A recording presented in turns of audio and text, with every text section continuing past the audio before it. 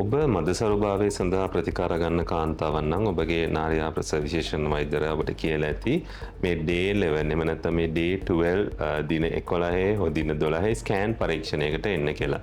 අපි අද බලමු මොකද්ද මේ day 12 එම නැත්නම් day 11 ස්කෑන් එක කියන්නේ සහ ඒක ඇති වැදගත්කම මොකක්ද කියලා.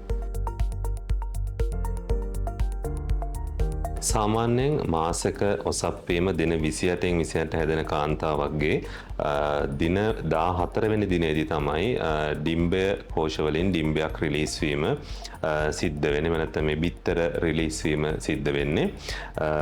ඊට දින කිහිපයකට කලින් හරියටම මේ ඩිම්බ කෝෂ වල ඩිම්බ කොච්චර මෝරලා තියෙනවද ඒවා රිලීස් වීමට අවශ්‍ය විදියට හැඩ ගැහිලා තියෙනවද කියලා බලන ස්කෑන් පරීක්ෂණයක් තමයි day 11 හෝ day 12 ස්කෑන් කියලා කියන්නේ. නමුත් එය හරියටම එම දවසේම වීම අවශ්‍යම නැහැ. අපි ඊට කලින් එම මාසයේදී ලබා දෙන ප්‍රතිකාර ක්‍රමවේදයන්ට අනුකූලව ඔබව සමහරලාට වෛද්‍යවරයා ඊට කලින් ගෙන්න ගන්නට අවස්ථාවක් පවතිනවා. අනිත් එක තමයි මේ සෑම කාන්තාවකගේම එකම විදියට එකම දිනේට ඩිම්බ මෝරීමක් සිද්ධ වෙන්නේ නැහැ. එම නිසා ඇතම් කාන්තාවන්ට මේ දින 12 පන්නලත් ස්කෑන් පරීක්ෂණ සිදු කිරීම අවශ්‍ය වෙනවා. සාමාන්‍යයෙන් තමයි අපි කියන්නේ මේ 11 වෙනි දවස 12 වෙනි දවස කියලා ඩිම්බ රිලීස් වීමට ප්‍රථමයෙන් එහි ගුණාත්මකභාවය පරීක්ෂා කිරීම සඳහා අපි කරන ස්කෑන් පරීක්ෂණය.